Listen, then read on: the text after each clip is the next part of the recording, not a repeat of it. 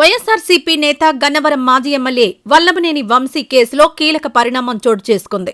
వంశీ అనుచరులు కిడ్నాప్ చేసిన సత్యవర్ధన్ను పోలీసులు సోమవారం కోర్టుకు తీసుకురానున్నారు.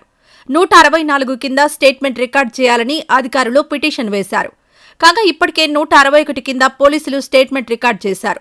ఈ రోజు ఆ స్టేట్మెంట్ రికార్డుకు చీఫ్ మెట్రోపాలిస్ సెషన్ కోర్టు న్యాయమూర్తి కోర్టును నిర్దేశించనున్నారు. సత్యవర్ధన్ను బెదిరించిన కేసులో వంశీ అనుచరులు 11 మందిపై పోలీసులు కేసు నమోదు చేశారు. అందులో 5గురిని అరెస్ట్ చేశారు. మరో 6గురు పరారీలో ఉన్నారు. వారి కోసం పోలీసులు గాలిస్తున్నారు. కాగా విచారణ నిమిత్తం 10 రోజుల పాటు వంశీని కస్టడీకి ఇవ్వాలని పోలీసులు ఇప్పటికే కోర్టులో పిటిషన్ వేశారు. ముదునూరి సత్యవర్ధన్ను న్యాయాధికారి ముందు సోమవారం ప్రవేశపెట్టడానికి పోలీసులు రంగం సిద్ధం చేశారు.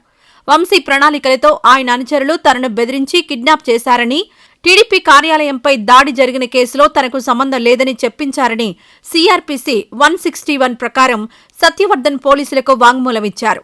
ఈ వాంగ్మూలాన్ని సీఆర్పీసీ 164 కింద న్యాయాధికారి ముందు చెప్పాల్సి ఉంటుంది. దీనికి సంబంధించి పోలీసులు చీఫ్ మెట్రోపాలిటన్ మెజిస్ట్రేట్కు లేఖ రాశారు. సత్యవర్ధన్ నుంచి 164 వాంగ్మూలాన్ని నమోదు చేసుకునేందుకు కోర్టును కేటాయించాలని పేర్కొన్నారు. దీనిపై సీఎంఎం కోర్టు సోమవారం నిర్ణయం తీసుకుని కోర్టును కేటాయించే అవకాశాలున్నాయి. కాగా విజయవాడలోని జిల్లా జైల్లో ఉన్న మాజీ ఎమ్మెల్యే వల్లభనేని వంశీ బ్యారక్కు అధికారులు పరదాలు కట్టినట్టు తెలిసింది. భద్రతా చర్యల్లో భాగంగానే ఈ నిర్ణయం తీసుకున్నట్లు సమాచారం. గన్నవరంలోని టీడీపీ కార్యాలయంపై దాడి కేసులో న్యాయస్థానం రిమాండ్ విధించగా జైలు అధికారులు ఆయనకు 1వ నెంబర్ బ్యారక్లో గదిని కేటాయించారు. అందులో ఉన్న వంశీ ఇతర ఖైదీలకు కనిపించకుండా కటకటాల వద్ద పరదా కట్టినట్టు విశ్వసనీయంగా తెలిసింది. ఇతర ఖైదీలెవరూ వంశీ ఉన్న బ్యారక్ వైపు వెళ్లకుండా కట్టుదిట్టమైన భద్రతా ఏర్పాట్లు చేశారు. బ్యారక్ వద్ద ఉన్న సీసీ కెమెరాల ద్వారా అధికారులు నిరంతరం పర్యవేక్షిస్తున్నారు. వైఎస్సార్సీపీ అధినేత వైఎస్ జగన్ మంగళవారం విజయవాడలోని జిల్లా కారాగారానికి రానున్నారు. రిమాండ్ ఖైదీగా ఉన్న వంశీని ఆయన పరామర్శిస్తారని తెలిసింది.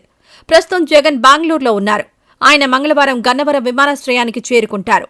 అక్కడి నుంచి నేరుగా గాంధీనగర్లోని జైలుకు వెళ్తారని సమాచారం. ఈ వీడియో నచ్చితే లైక్ చేయండి. అలాగే మా ఛానల్ ని ఫస్ట్ టైం కనుక చూస్తున్నట్టయితే ఇప్పుడే సబ్స్క్రైబ్ చేసుకుని పక్కనే ఉన్న గంట సింబల్ ని యాక్టివేట్ చేసుకోండి. అప్పుడే మేము పెట్టే ప్రతి వీడియో మీకు నోటిఫికేషన్ గా వస్తుంది. అలాగే ఈ వీడియో పూర్తిగా చూసినందుకు ధన్యవాదాలు.